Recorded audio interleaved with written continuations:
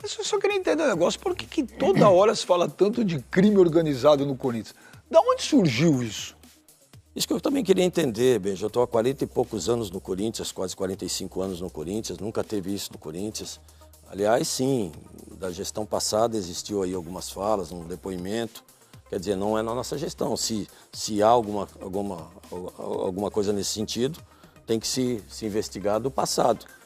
Quanto a nós, estamos limpos, e aí acabou de ter uma declaração do próprio promotor que investiga esses casos, e ele mesmo declarou que hoje no Corinthians não tem nenhum tipo de crime organizado. Fico triste pela fala dessas pessoas que já passaram pela diretoria do Corinthians, que é o que eu digo, estão numa abstinência do poder tremendo, que querem, de qualquer forma, manchar a imagem do Corinthians. Eles não estão prejudicando o Augusto Melo, eles estão prejudicando o Corinthians, a instituição no qual a gente está trazendo grandes receitas, montando o elenco, pagando dívida. O Corinthians hoje entra nos trilhos, a gente entrou hoje num regime centralizado, estamos equacionando a nossa despesa. Hoje, nossos credores sabem o dia, quando e de que forma vão receber, sendo que antes eu mesmo recebia várias ligações, nunca mais vou receber do Corinthians.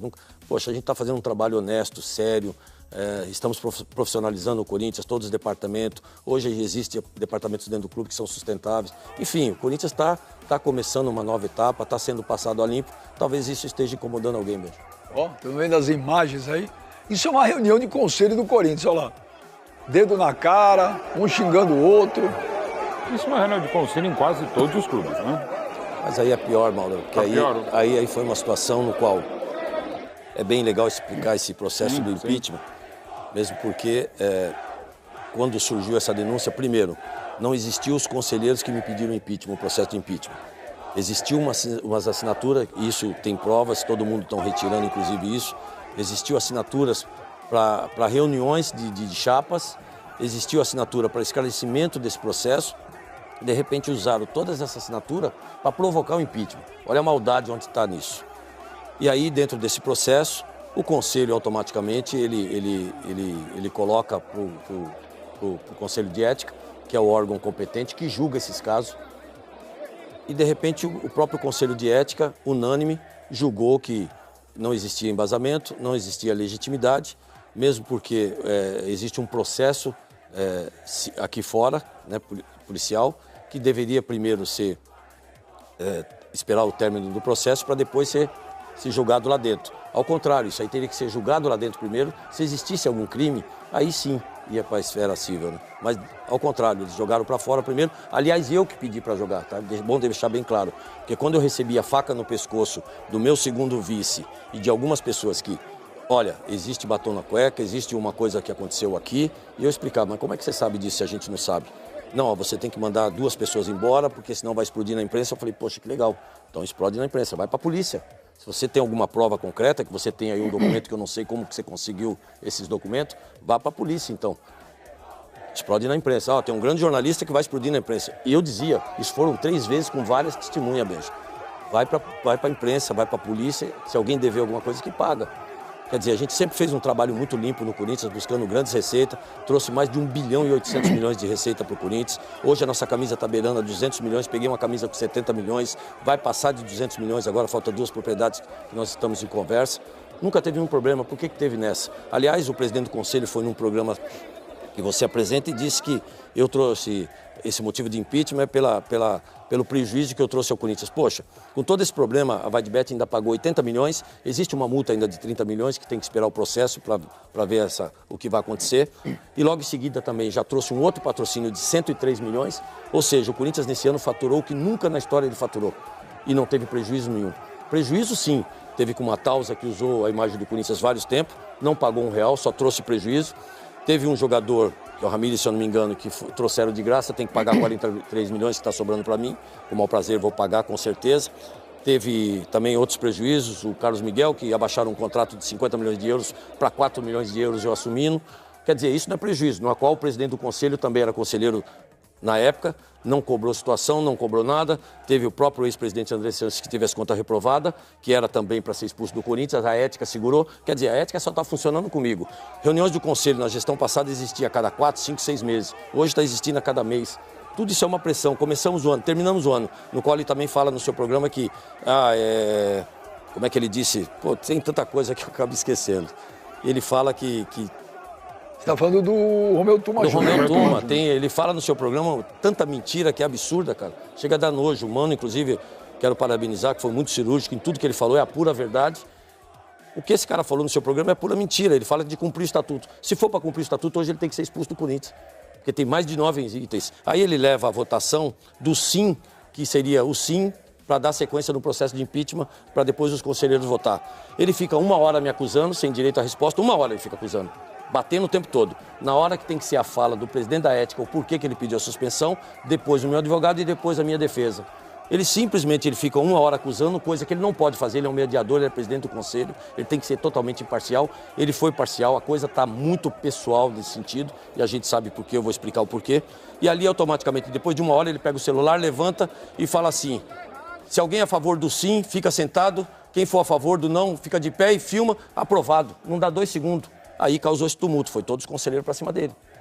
Na hora ele se sente acuado, fica um pouco com medo ou preocupado, aí ele vai promover as cédulas, tem que se fazer as cédulas ali. Ele colocou nós num salão, num ginásio onde não tinha ar-condicionado.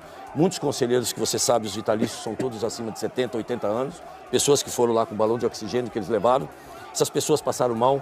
Conselheiros até que iriam me apoiar foram embora porque começou a ter problema com pressão. Enfim, olha a situação que ele colocou os conselheiros e a votação. Ele trancou, literalmente ele trancou, botou policiamento em todos os portões. Ele alega que eu a recusei. Poxa, eu poderia muito bem recusar o policiamento, porque ali é uma propriedade particular. Ao contrário, eu fui o primeiro, junto com o promotor público, a liberar a entrada do policiamento para dar toda a segurança para os sócios e para os próprios conselheiros. Enfim, ele acusa um monte de situação no qual ele mente. Então, se tem alguém que tem que cumprir o estatuto agora, ele tem que ser expulso do Corinthians, não só ele, como o Mário Gobi, pelas falas infelizes deles. Depois do Garro ter recebido a camisa 8, ter reestreado com a camisa do Corinthians na vitória sobre o São Bernardo, e aliás, estreou muito bem, né? O Garro é impressionante, nem parece que estava 2 meses parado, nem parece que enfrenta um drama pessoal, nem parece que a temporada terminou e começou outra, né? Ele parece o mesmo jogador, nem parece que mudou o número da camisa. E acho que essa é a expectativa, né? De que nada se altere, nada se modifique no grande jogador que o Rodrigo Garro é. Ele deu uma outra dinâmica para a equipe no segundo tempo e apesar de não ter dado nenhuma assistência ou uma pré-assistência, muito do que o Corinthians fez ao empurrar o São Bernardo na reta final do jogo passa pelos pés do agora camisa 8. Com muitas homenagens, com uma ação de marketing fantástica e um carinho necessário ao argentino, o Rodrigo Garro recebeu a 8 e a 10 vai para o holandês Memphis Depay, que fez um grande jogo também, que entra no segundo tempo e esse sim participa ativamente dos gols do Corinthians, né? Num chute que o Romero cabeceia e depois no passe para o Romero e recebendo de volta, marcando o segundo gol, o primeiro dele nessa temporada. O Memphis Depay, que é a grande estrela do time, embora o Garro seja o principal jogador, acho que dá para colocar dessa forma, o Memphis é o cara muito influente. Ele completou 20 jogos com a camisa do Corinthians e tem 13 participações em gols. Ele demora 104 minutos, ou seja, um pouquinho mais de um jogo, para participar de um gol. Isso é uma média fantástica para um atacante, porque a gente está falando de um cara totalmente influente no jogo. E a gente sabe o que aconteceu no ano passado, desde a chegada dele, ele potencializou o jogo do Garro e do Yuri, além de ter números incríveis e fazer com que o Corinthians teve aquela arrancada impressionante e que fez de um clube dentro da zona do rebaixamento fosse para disputar uma Libertadores. É loucura o que aconteceu com o Corinthians no ano passado e passa muito pelo Memphis, como passa pelo Garro, pelo Yuri, pelo Hugo Souza, mas o Memphis é uma figura central, não tem como a gente negar esse tipo de coisa. E uma das exigências dele chegar esse ano foi a camisa 10, que é uma camisa importante para ele. Ele pediu, ele tinha essa ideia, e o que aconteceu? O Corinthians tinha já Rodrigo Garro com a camisa 10. Houve uma conversa de que, você chega, escolhe outro número, primeiro a 7, depois a 94, né? E a gente tem aí alguns meses para trabalhar isso com o Garro e aí depois, ano que vem, a gente projeta aí você pegar a camisa 10. E aí chegou um momento crucial de que isso precisou acontecer. E aí eu preciso parabenizar, apesar de toda o contorno dramático da situação, pode parecer algo pequeno, mas não é, gente, não é. Vocês imaginem que para o Garro, que é argentino, qual a simbologia, assim como nós brasileiros temos com a camisa 10? Porra, eles tiveram Diego Armando Maradona e Lionel Messi vestindo a 10 da Argentina. Vocês acham que pro Garro vestir a 10 da Argentina era o quê? Era natural que para ele fosse simbólico e importante. O camisa 10 é normalmente o craque, a referência do time. Então, você dizer pro cara que ele vai perder a camisa 10 não é fácil, não é fácil. Mas, ao mesmo tempo, o Corinthians trabalhou isso muito bem e o Garro se sentiu fortalecido, apesar de tudo.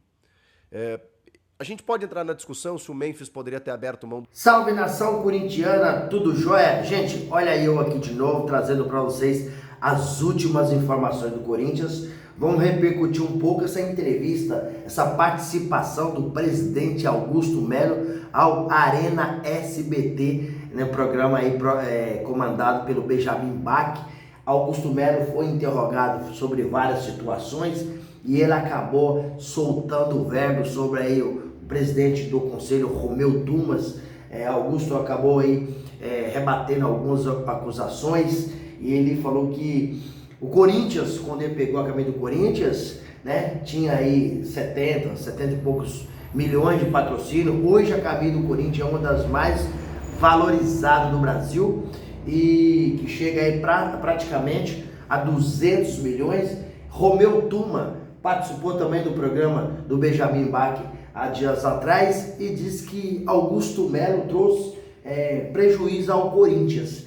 E ele foi mostrando os detalhes, né, da má vontade das pessoas que lá estão com o trabalho dele, né, puxando para trás, prestando serviço ao Corinthians. E o presidente também disse que nesse período de um ano e pouquinho, que ele está à frente ao Corinthians, conseguiu já faturar para o Timão mais de 1 bilhão e 800 milhões. Então, o Corinthians, segundo o presidente Augusto Melo, o Corinthians nunca faturou tanto quanto está faturando na sua gestão. E Augusto montou ano passado, a partir do meio do ano, um time qualificado que nós não tínhamos. Augusto chegou ao Corinthians ao meio um caos, porque teve que reformular o time. Saíram 12 jogadores e chegaram 12 jogadores. Com todo esse trabalho, com toda essa luta, o Corinthians acabou aí na reta final do Brasileirão fazendo um trabalho espetacular, uma arrancada espetacular no Brasileirão.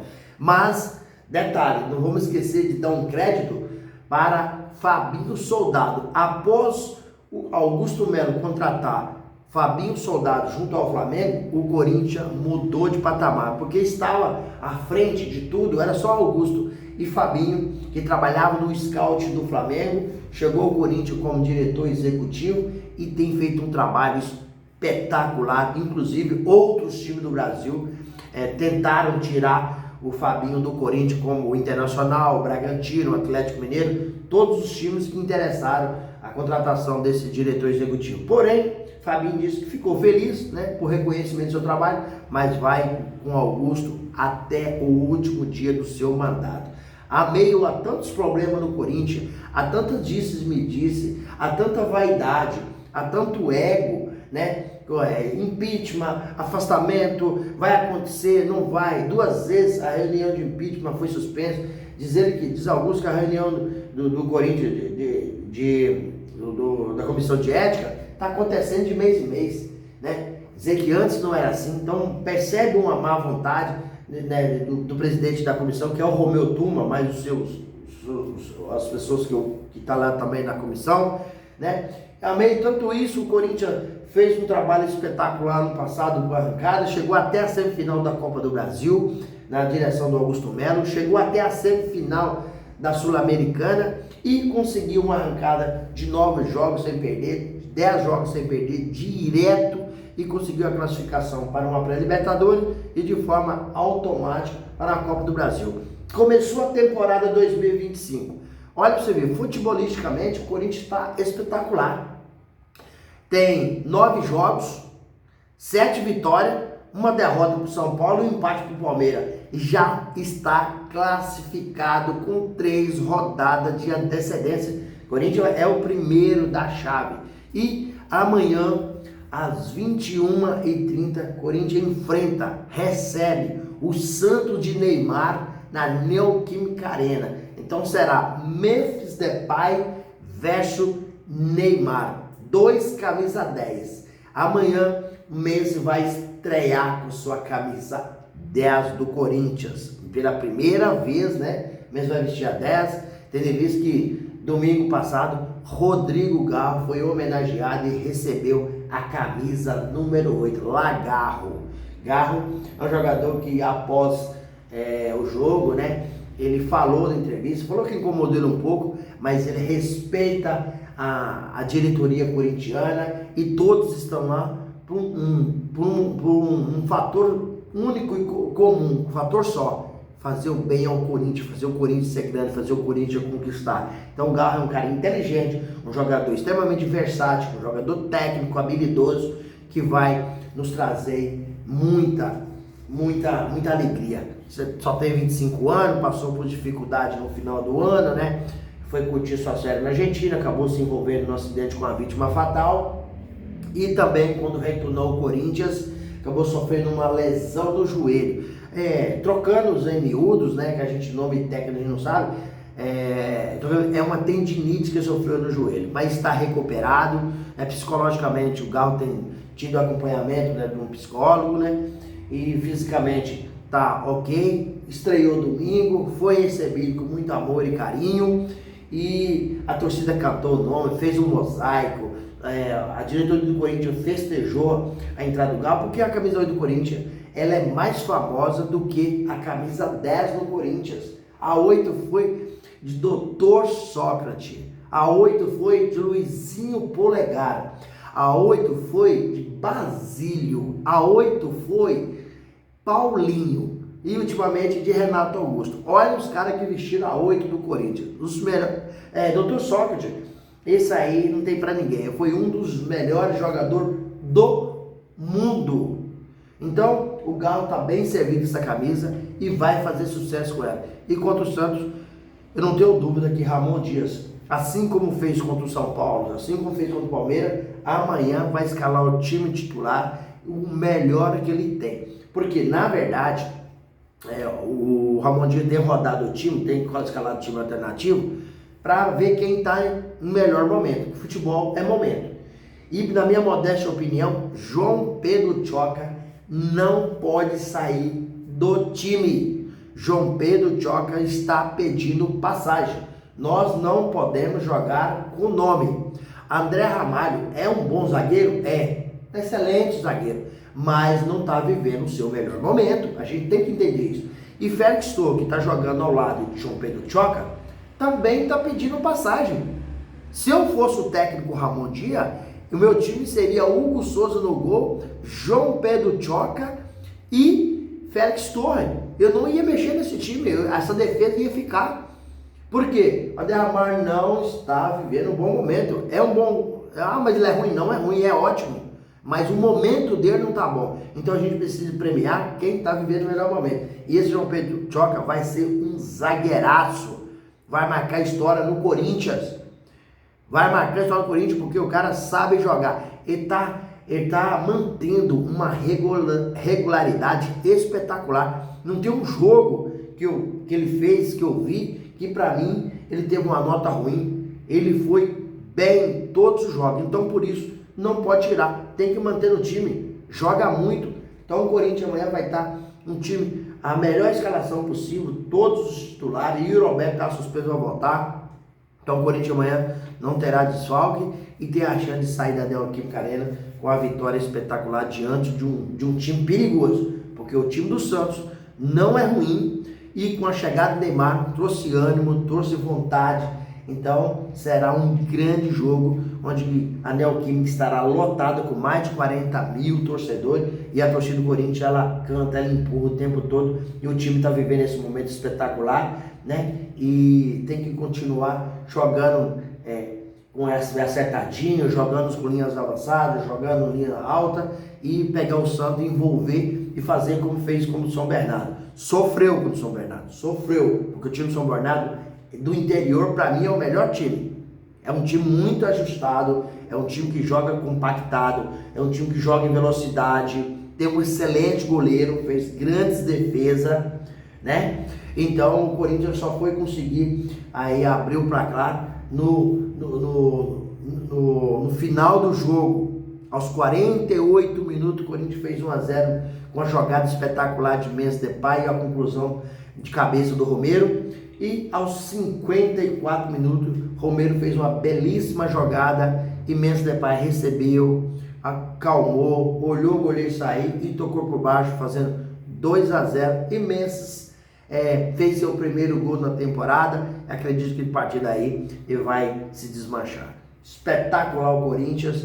O Corinthians está firme, seguro, e amanhã a gente vai conquistar mais uma vitória. E aí, fiel, vocês também acreditam nessa vitória do Corinthians na Neoquímica Arena amanhã diante do Santos? Qual que é a sua opinião? Deixa aqui no canal aquele comentário para a gente continuar resenhando por aqui. Deixa sua inscrição no vídeo para a gente crescer a nossa comunidade, isso nos ajuda muito. E deixe também aquele like, que é importantíssimo para o YouTube entender que vocês estão gostando do conteúdo e começar a recomendar nosso vídeo para toda a nação. Sem mais delongas, até o próximo vídeo. Tchau, tchau.